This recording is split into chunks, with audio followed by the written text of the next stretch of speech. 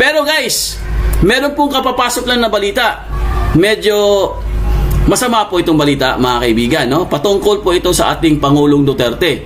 Meron pong masamang balita, mga kaibigan, dahil ang ICC po orders continued detention of Duterte rejects health concerns. Ibig sabihin guys, bigo na naman po sa kanyang interim release. Ang dami na po interim release na petition pero hindi po tayo nananalo. Ngayon guys, another interim release na naman sana ito. Nireject po ang kanyang health concerns. Ulitin ko nireject ng ICC ang kanyang health concerns. Kasi noong nakarang araw, mga kaibigan, may natanggap po tayo na balita guys, na si Pangulong Duterte po ay natumba daw. Pero pinabuluanan po ito ng ICC. At meron pang nagsasabi guys na palagi daw siya natutumba. At of course, dininay na naman po ito ng ICC. So ito po basahin lang po natin, mga kaibigan, para lang po mabigyan kayo ng update. The Philippine International Criminal Court or ICC has ordered the continued detention of former President Rodrigo Duterte pending trial, rejecting defense arguments that his declining health and cognitive impairment warranted release. Kumbaga guys, hindi pa rin sila naawa. Grabe na ngayon. Declining health and cognitive impairment. Ibig sabihin guys, talagang meron na po siyang health issues. Ito po basahin po natin. In a unanimous decision, Trial Chamber 3rd found that the confirmation of charges against Duterte, which includes crimes against humanity over his controversial war on drugs, actually increased the risk that he might abscond or obstruct justice. The confirmation of charges increases the risk that an accused may abscond and is therefore not a change in circumstances that militates in favor of conditional release, but rather one supporting continued detention. The pre-judge panel wrote, ibig sabihin guys, natatakot daw sila. Kung hindi ako nagkakamali, mga kaibigan, parang gusto nilang sabihin guys, ng ating pong former President Duterte, ay flight risk. Ang ibig sabihin po ng flight risk, mga kaibigan, baka daw tumakas. Sabi ko, tumakas? Grabe naman kayo. Tingnan nyo nga yung health niya. Ay, halos hindi na nga siya makalakad. Tapos ang iniisip ninyo, makakatakas pa rin. Grabe naman kayo. Diba? Yan Duterte 81 was surrendered to the court on March 12, 2025 pursuant to an arrest warrant issued days earlier.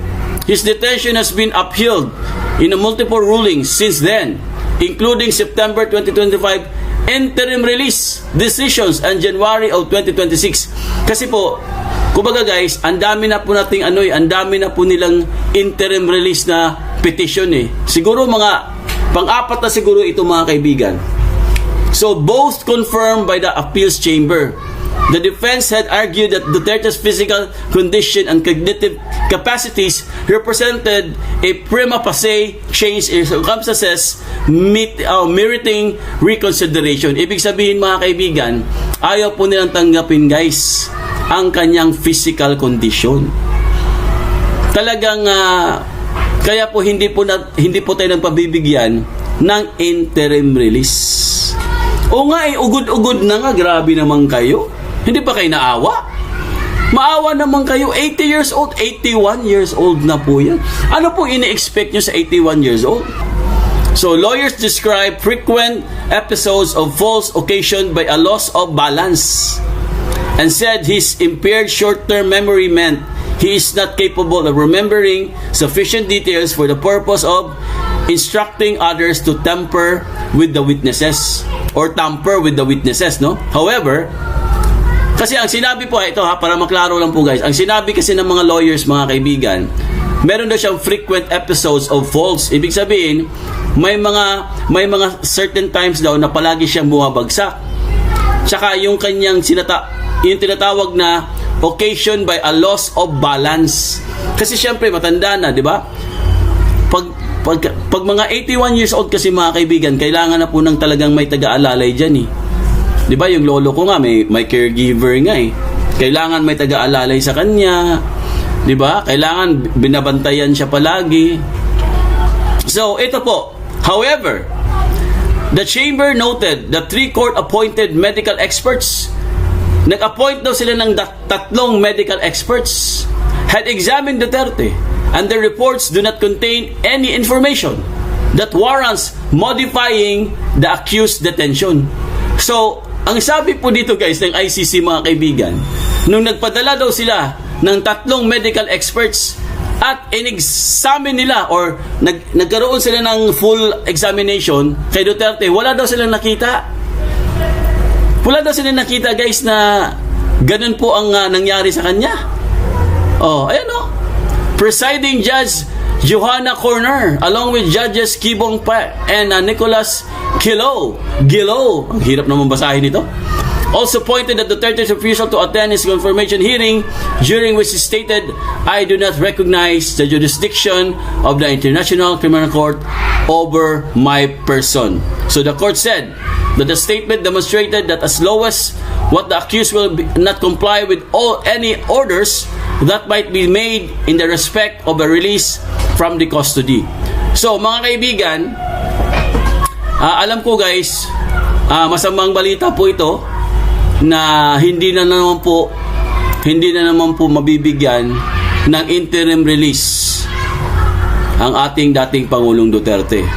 Pero mga kaibigan, pinayagan po siya guys. Okay? Pinayagan po siya ng ICC. Pinayagan po siya ng ICC kanina lang po.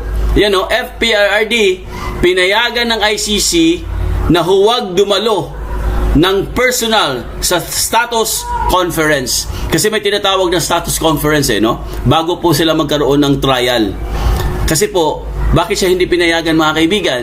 Kasi nga ibig sabihin guys, naniniwala sila na si Pangulong Duterte po ay nangihina na. Kasi ayaw nilang padaluhin Ang gulo talaga ng ICC, no? Di ba? Kung ako sa kanila, kung ako po sa ICC guys, bigyan na lang siya ng house arrest. Total, matanda na naman siya Di ba? Doon siya sa isang lugar. Di bantayan pa rin nila, pero at least house arrest. Di ba? Temporary lang ba? Temporary release. Bakit ayaw nilang pagbigyan? Tas ang kanilang dahilan, napakababaw. Dahil marami daw siyang mga taga-suporta. Inamin din nila. Inamin din ng ICC na marami siyang taga-suporta. Di ba? Yan ulitin natin i-play po natin. Dito, mas malaki pa rin umano ang posibilidad na tumakas ang dating Pangulo ang posibilidad ang pansamantalang kalayaan. Dahil dito, mas malaki pa rin umano ang posibilidad na tumakas. Mas malaki pa rin daw ang posibilidad na tumakas. Biruin nyo guys, mas malaki pa daw ang posibilidad na tumakas si Pangulong Duterte. Patawa naman tong ICC. Ang dating Pangulo, lalo na't malawak ang kanyang koneksyon at marami ang kanyang mga taga-suporta.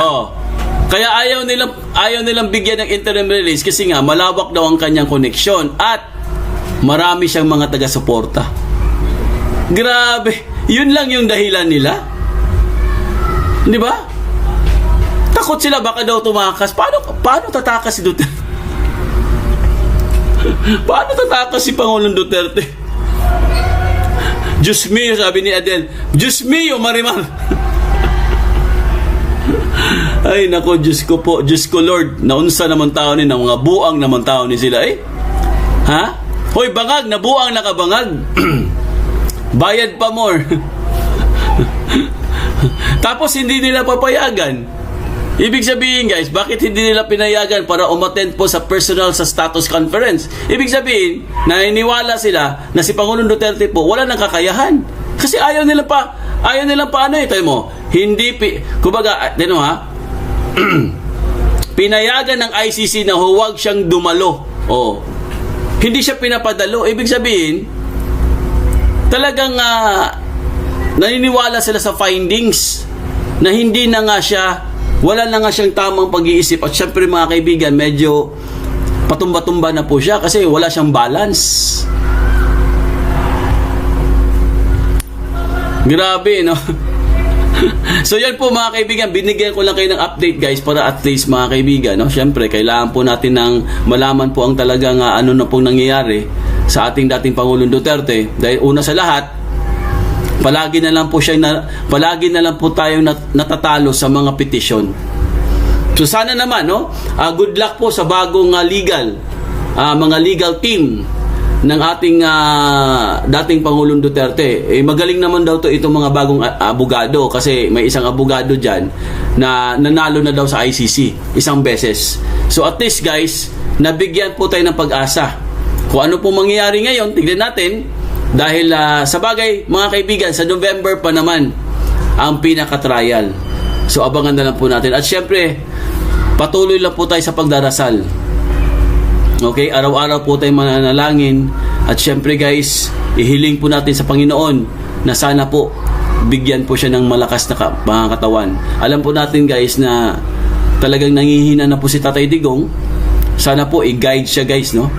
At sana naman, pagbigyan naman ng ICC, bago po mag-umpisa ang trial, bigyan naman siya ng interim release.